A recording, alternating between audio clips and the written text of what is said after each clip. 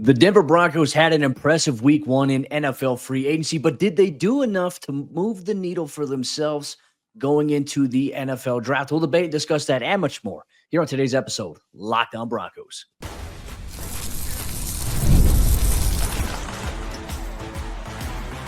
You are Locked On Broncos, your daily Denver Broncos podcast. Part of the Locked On Podcast Network, your team every day.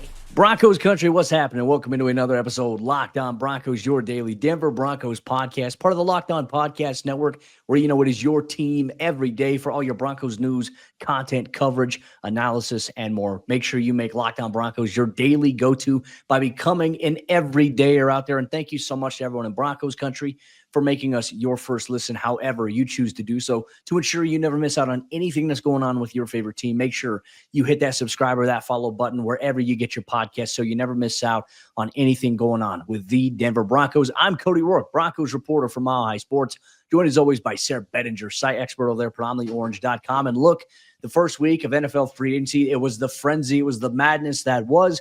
Now that that is gone, all sites have really kind of been shifted to some tier 2, tier 3 level moves. On top of that, preparation for the NFL draft. Did the Broncos do enough on offense and defense to address some major needs? We'll debate and discuss that here on today's show. We'll talk about what moves are next here for the Broncos leading up to the NFL draft. We'll analyze and share whether or not the offensive side of the ball got addressed, if they did enough in free agency. And also, we'll kick things off today by talking about, did the Broncos do enough to bolster their defense? And I think that's an easy question to answer here, Sayre. Obviously, the moves that they made, Talanoa Hufanga, Dre Greenlaw, the Broncos, man, they got better on the defensive side of the ball. They turned something that was already a strength of theirs into a bigger strength, which I'm excited. I can't wait for OTAs to be here because the two additions they had there with Hufanga and Greenlaw, to me, Sayre, you and I have broken it down all week long. It's game-changing, but let's put the Broncos defense into perspective and whole with these two guys factored into the equation. Well, it was a top 3 defense last year in terms of points allowed, and it might end up being better this year. They could be top 2 and might not be 2, right? The Broncos could have the number 1 defense in the entire NFL in 2025, which is very exciting to potentially think about. Definitely feel like they got faster at the linebacker position, maybe even substantially better overall at that position just by the addition of Dre Greenlaw, Cody, and Talanoa Hufanga brings a different level of playmaking, I think, to the secondary. That's why he's being compensated as such. You know, the 3-year, $45 million deal worth $20 million in guarantees. And it seems like the guarantees on these contracts a bit low. And you put it into perspective just for example here. Talanoa Hufanga gets $20 million guaranteed.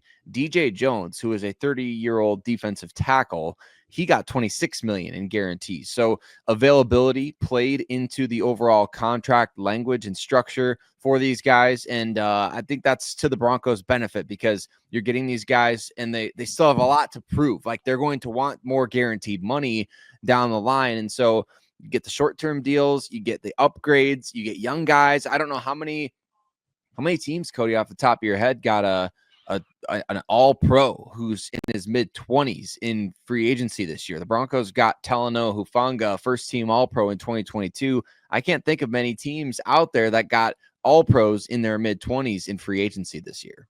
Yeah, no, look, Denver went out and they made a strength of theirs even stronger, which is exciting to see. And you obviously improved what Sean Payton said when he sat there with Kay Adams at Radio Row. And specifically, they're talking about we need a joker, right? Okay, well, they go out and again, we'll talk about that a little bit later. But then, he highlights, he says, we really got to improve the middle of the field. He said inside linebacker, safety. And I was like, okay, so Sean, that actually was not coach speak. Like now that we know the moves that the Broncos have made, they went out and they got what they perceived to be their top 3 biggest needs here. And, I think there was a lot of question about wide receiver. And obviously Denver was in a little bit on Cooper Kupp until the price point kind of pulled them out of it a little bit later on last week. But for me, it's like, all right, hey, Sean Payton actually, like anything he says to Kay Adams, now we can trust is like, hey, yeah, there's some credence behind it there. To me, I think that Denver is strong there. Look, they've even mentioned that they want to continue to invest in the trenches.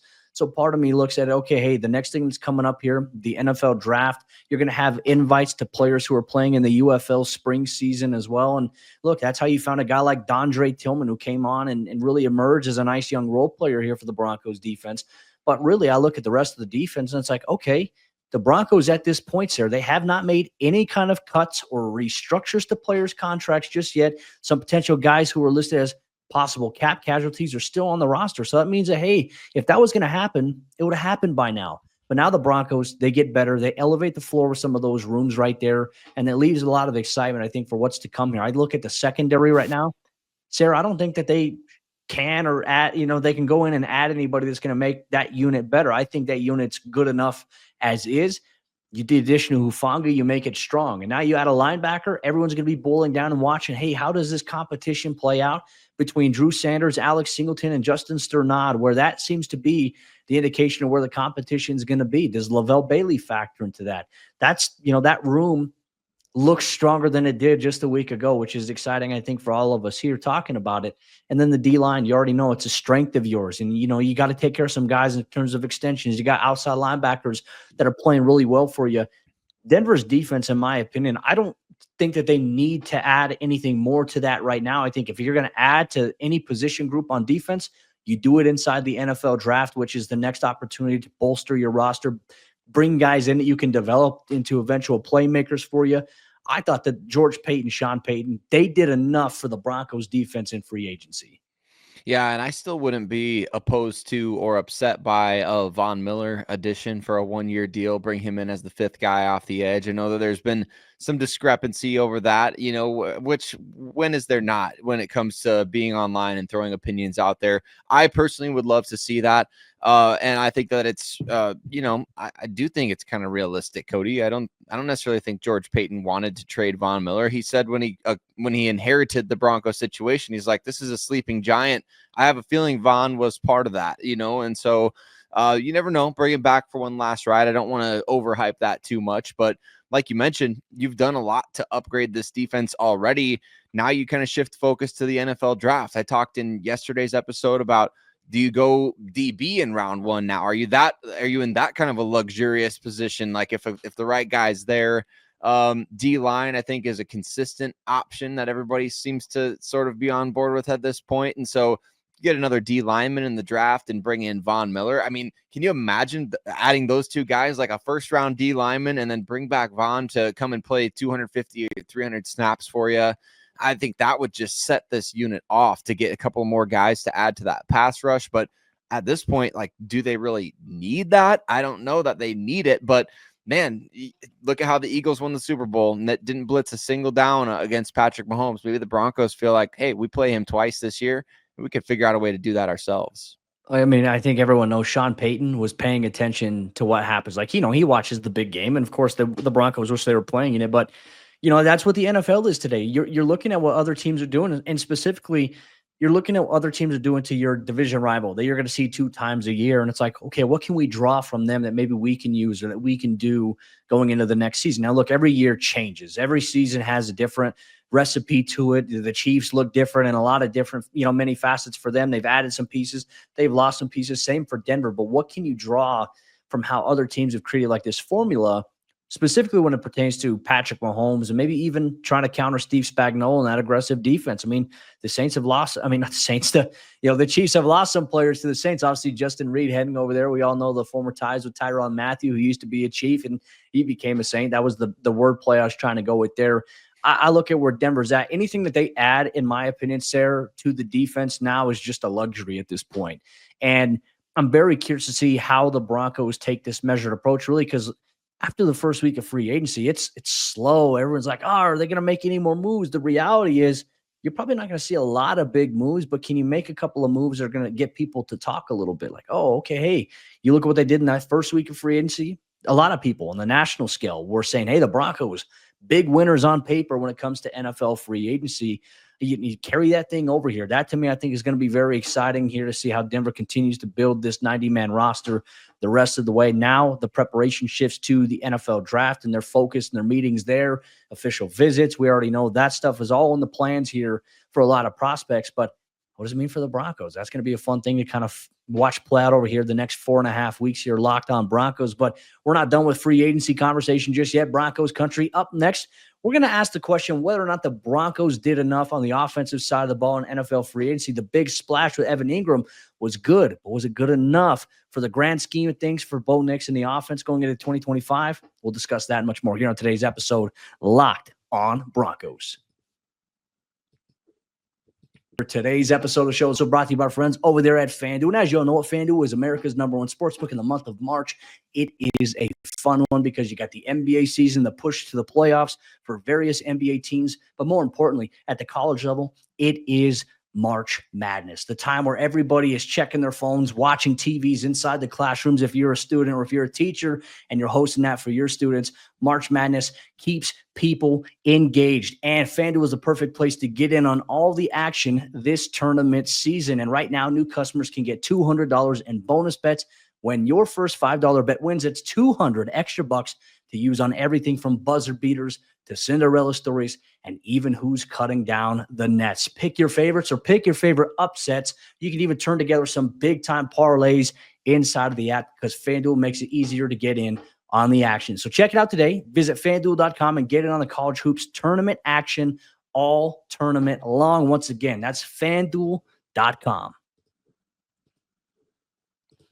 The Denver Broncos have their joker in Evan Engram, but did they do enough on the offensive side of the ball in NFL free agency, or is there work yet to be done? We're going to talk about that on today's episode, Locked On Broncos. But hey, Broncos Country, thanks so much for tuning in today and every single day. If you're not already an everyday listener, you're going to want to go ahead and become one because your boys, Cody and Sayre, we got you covered every single day. Hit subscribe wherever you listen to podcasts as well as on YouTube.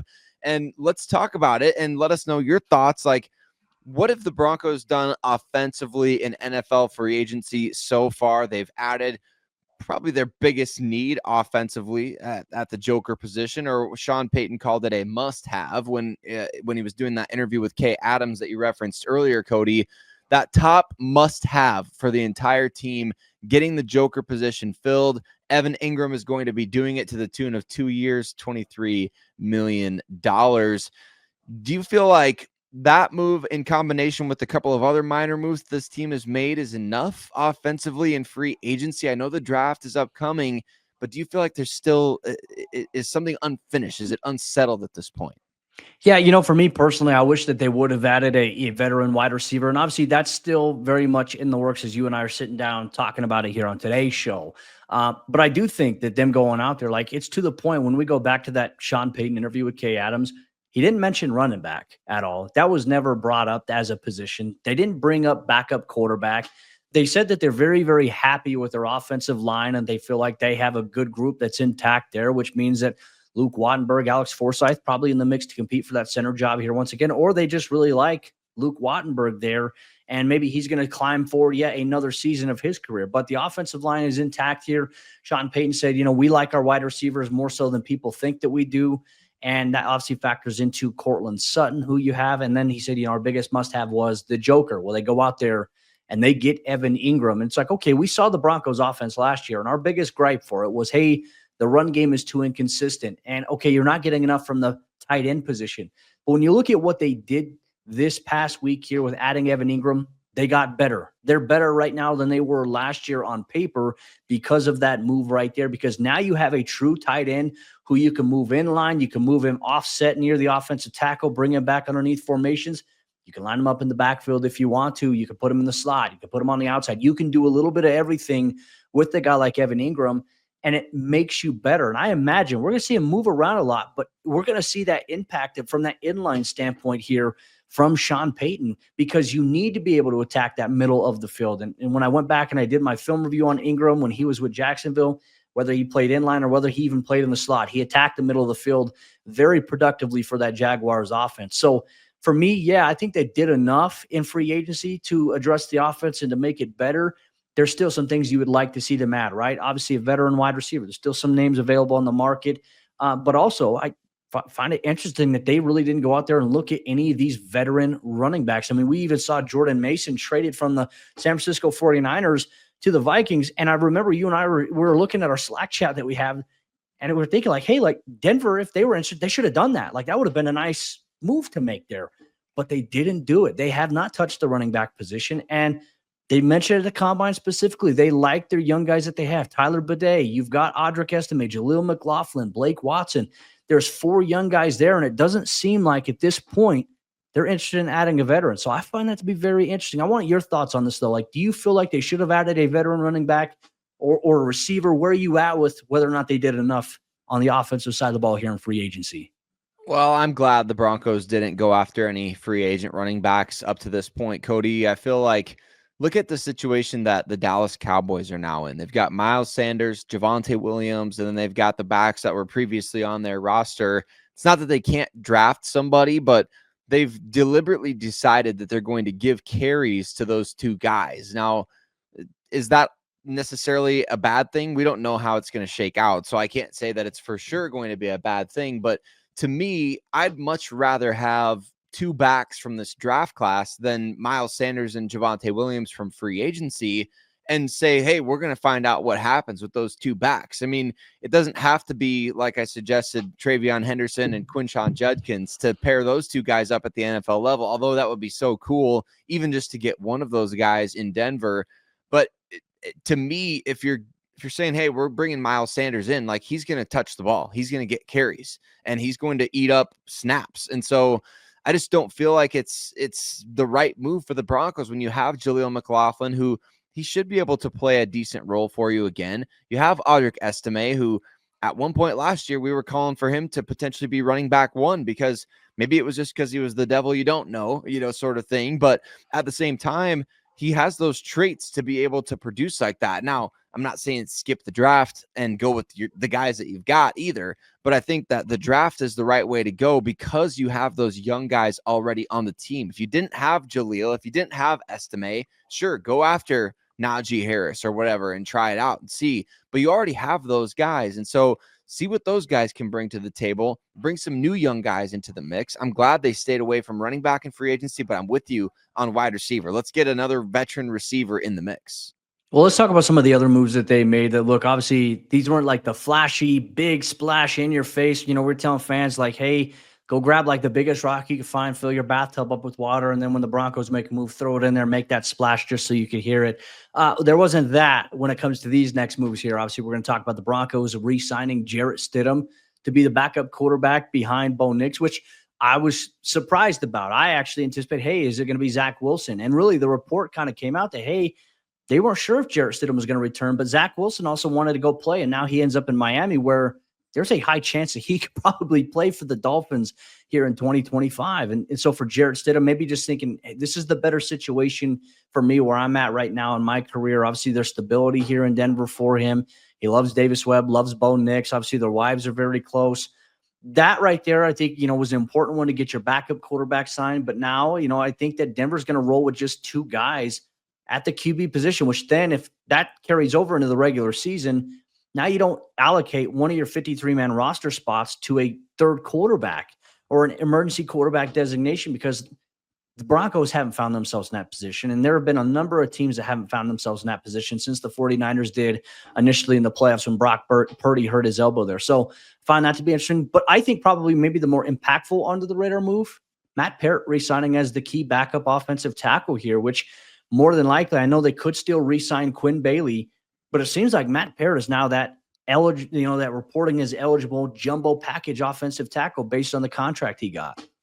And it kind of also feels like he's maybe the number 1 swing tackle, even though there was, the Alex Palczewski and you've got Frank Crum developing as well. So Parrott has done well, obviously, in Denver after flaming out, I guess, if you want to call it that. I know he was only a 3rd round pick, but just didn't work out for him with the New York Giants. And so you find a role, you do what you can in the NFL, and you stick with it. I think we also got to mention Trent Sherfield in this list as well, Cody, because even though he's primarily going to play special teams, you never know when injuries will arise and he'll get called upon to play a bigger role on offense. He's a decent blocker. He's played before, and he doesn't have a high volume of targets and receptions over the course of his NFL career by any means, but he's got some size to him. He's got some physicality to him, and I think that serves him well offensively, even though it's more so of like a in baseball, you've got guys who are really good at defense, and they're in the lineup because they have to be as hitters. That's kind of what Trent Sherfield is like. He's really great at special teams, and you might throw him into the offensive lineup at times because you have to, but not necessarily. I don't think you're game planning for him to get touches every single week, which is partly why we have that wide receiver discussion. Well, Broncos Country, we want to hear from you. In your opinion, do you think the Broncos did enough in free agency to scratch the itches or the needs on the offensive side of the ball? Do you wish that they would have done more there? Make sure you let us know wherever you're listening or watching Locked On Broncos, wherever you get your podcast here. But we're not done just yet. What moves might be next year for this Broncos team before the NFL draft? And could a couple of contract extensions be brewing? We'll discuss what that looks like and much more here on today's episode, Locked On Broncos.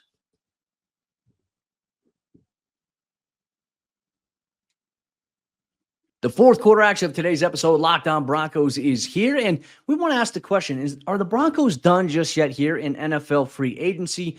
Usually in these next couple of weeks, sometimes you see teams around the league making those lower-level one-year contract signings at this point, or do the Broncos have something bigger cooked up? We'll debate and discuss here on today's episode of the show here. Thank you so much to everyone in Broncos Country for making us your first listen. Thank you to all the everydayers out there. We appreciate you so much. Make sure you stay involved here with the show as we continue on here. Maybe asking this question here, Sayre, like what moves will the Broncos make next, and could they make a handful of moves here this week? I mean, I think when we look at the defense, the offensive side of the ball, we've looked at it and said, okay, hey, they made some pretty big moves. Anything else would kind of be a little bit of, icing on top of the cake here. What if we had to maybe address one position that probably needs to have some sort of guidance on it before the NFL draft? Probably punter. That's the biggest need. That's like the biggest remaining need at this point here for Denver. To me, I find it interesting because there are a handful of names that are available that are, a little bit older, some veteran options, obviously a younger option, and Ryan Stonehouse, who apparently the Broncos aren't interested in. So punter's like the one position that they don't have an answer for as we're sitting here today. Yeah, and Stonehouse on Sunday, I think he signed with the Dolphins, kind of under the radar move, Cody. So he's even off the table. Who was the punter last year? I don't even know who the Dolphins punter was last year. So I'm not 100% sure about that. I do think that maybe the punter situation for Denver this year is similar to the kicker situation in 2023, where they find somebody to be a body out there, and the kicker or punter who's going to be on the opening day roster punting for you is not necessarily even on your roster until after roster cuts. It could be one of those types of situations where they let other guys battle it out. Teams that carry two punters for whatever reason, those guys battle it out. Maybe you do a late round pick swap. Maybe you watch the UFL and see who's the best punter at the UFL. Hey, the Denver Broncos have an opening. Yeah, I mean, bring him back. That's what I think. I just bring the guy back. He's got experience. So I would do it. But I also think fullback, Cody, is an interesting one to monitor because Mike Burton is a free agent. So either will he come back or will we have a different reunion with Adam Prentice, who actually played 25% of the snaps as compared to 16 for Mike Burton last year. So Prentice played 25% in New Orleans offensively, and then he played like 45% special teams for Darren Rizzi as well. So and he's younger. So that might be an interesting potential name to watch here in free agency. Those are two clear positions of need that they're not going to necessarily, you're not going to go out and buy a jersey right away, Broncos Country, but those are two areas I think you could see addressed in free agency here coming soon. Well, even one of Darren Rizzi's assistants, obviously, the former Sean Payton player to coach pipeline continues with Zach Line, who, used to play for Payton, used to play for the Saints, was a fullback. He's a special teams assistant now under Rizzi. And so, there's value there. Does Nate Adkins move to the fullback position here?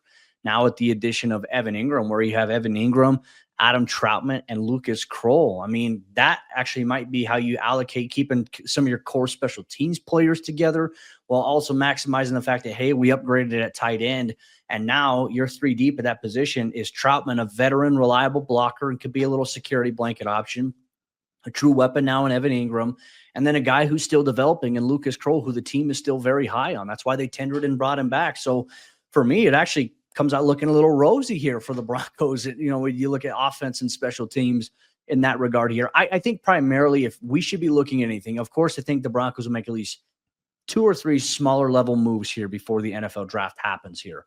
But I think the one thing we should expect, if there's going to be any big splash, it's got to be on the contract extension side of things, right? Because Cortland Sutton, we already know our good friend Mike Kliss said the Broncos would like to get a contract extension done with him either before or after the NFL draft. And to me, I couldn't help but think when the Broncos said, hey, we're not going to pay Cooper Kupp what he wants. Like, why would we go pay a guy when we still have to take care of one of our veteran wide receivers as is in Cortland? To me, I was just reading the tea leaves. I'm like, that's probably going to be the biggest priority that happens next. I think Cortland's extension will happen. And then I think Benito's will. Whereas I think Zach Allen's contract extension might actually be an in-season extension. I want to know your thoughts on that, what you're reading on the tea leaves. Yeah, I think that's really interesting, especially with some of the contracts that have been getting handed out recently around the NFL. Might make more sense for the Broncos to kind of wait that one out and see what happens. So I mean, I agree with you though. The extensions, I don't think there's going to be any shortage of those handed out in the near future here. It's just a matter of, okay, what is the market value for these guys, because Nick Bonitto, he's not going to get paid the same as Myles Garrett. He's not going to get paid the same as what Micah Parsons will eventually get. He's just not quite on that level. So does he hold out for, not hold out like a holdout, but does he wait to sign an extension until he's got a chance to go prove himself and maybe earn a little bit more money? Whereas right now, I feel like he's kind of firmly entrenched in that tier, of where he's at below those guys. So that's going to be fun to watch, because I do feel like that Walmart money is still going to be flowing this offseason, Cody, even if it's not for out-of-house free agents. That's why a lot of folks said, watch out for extensions across the NFL, because this isn't the greatest free agency class. So teams are going to look to lock up their guys when it's the new budget year. Well, so the fact that Denver got 3 really good free agent acquisitions and a not so great free agency class, it kind of makes the offseason on paper feel a little bit sweeter. So would you say from your answer here that you think Cortland's extension will happen, Zach Allen's, and then maybe Nick Bonitto later on down the line? That's kind of my guess. That's kind of been my thinking this whole time, is that now, I mean, we definitively know from Mike Kliss, that Cortland's is before or after the draft. And I don't know what Zach Allen's will be. It doesn't feel like he's really even said anything about it, Cody. I know that it's not like we've heard from him. But that one is going to be worth monitoring, because if he doesn't have one going into OTAs, then we start to get into this discussion of, is he going to show up? Because I think that the Broncos are in that realm now. You have team success, players have individual success, and then you get into that area to where, hey, these guys, they want to finish out their careers with the most money possible. That's your opportunity to do it. Yeah, I just have a hard time seeing, just knowing Zach and like being around him, I just have a hard time seeing him sitting out. Like you can barely pull the guy off the field in the season, like during a game. It's like he'll play. If you let him, he'll play 100% of the snaps. And look, there were several games where the Broncos played 70+ plays on defense, and Zach Allen, if it were up to him, he would have played every single down if necessary. And he still plays. Like, what is the one thing that Sean Payton always says? He says, like, what you get on your first or your fourth rep in a game from a guy like Zach, you get it on your like 50th rep from him too. Like that's just there's no drop off. Like the effort and the intensity remains the same. I would be shocked though. But also we even factor in John Franklin Myers being another name that, to keep an eye on for a potential extension. He wants one. Like that's something we've seen on social media, and it's kind of created, I think, a little bit of concern in the eyes of Broncos country about, wait a minute. Like John Franklin Myers is on Twitter and he was on Instagram commenting on things like, hey, I want to be, what do I have to prove? Like, essentially, I just want to know that I'm valued. And it's like, I messaged JFM and I said, hey, like the bag's coming. Like you are valued. I think for Denver, it's just, we got to take care of these other things first. And we have to put everything together in order to be able to extend a guy like JFM, because no offense to JFM, like he deserves to be extended. But does he deserve to be extended first over guys like Zach Allen, Cortland Sutton, Nick Bonitto? I'm not sure. I think those guys take priority. That doesn't mean that he's not one, though, at least in my opinion. Yeah, and he was only around for last year in Denver, as opposed to those other guys have been around for, this is going to be their at least second or third year or longer with the team. And so, and not that there's necessarily a hierarchy there or anything like that, but I also feel like the Broncos could do some restructures. And I think one of these things will help snowball the other too. Like you extend Cortland Sutton, it frees up even more cap space. It kind of helps you got to compartmentalize these things. So I would guess, Cody, that behind the scenes, all this stuff is going on. And it'll be one of those types of days where you and I are just, man, the Broncos handed out multiple extent. Remember how the Tim Patrick and Cortland Sutton ones happened so close together? Yeah. I think that this team, they just keep things so tight-lipped that it feels like nothing's happening, but maybe that's our best sign that something is. Wait, you mean Sean Payton isn't out there telling people what he's going to plan to do, and that the Broncos they keep it close to their vest, the cards? Absolutely. There we go.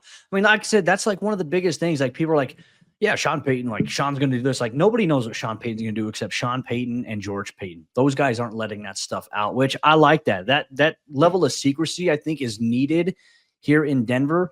And look, it makes some local media not so happy because they don't get that scoop. I don't care about getting a scoop, man. I enjoy covering the team. I have fun with it, and we get to enjoy sitting and reacting to it here on Locked On Broncos. With that said, Broncos Country, that'll do it for today's episode of the show. Make sure you send in your mailbag questions to Sayre and myself on Twitter. We'll get to that this week. We'll answer the best ones. Plus, we'll have you covered on any Broncos news that is going to take place. And now, as the NFL draft is approaching, what do the Broncos need to focus on the most? We'll break that down and much more in tomorrow's episode of the show.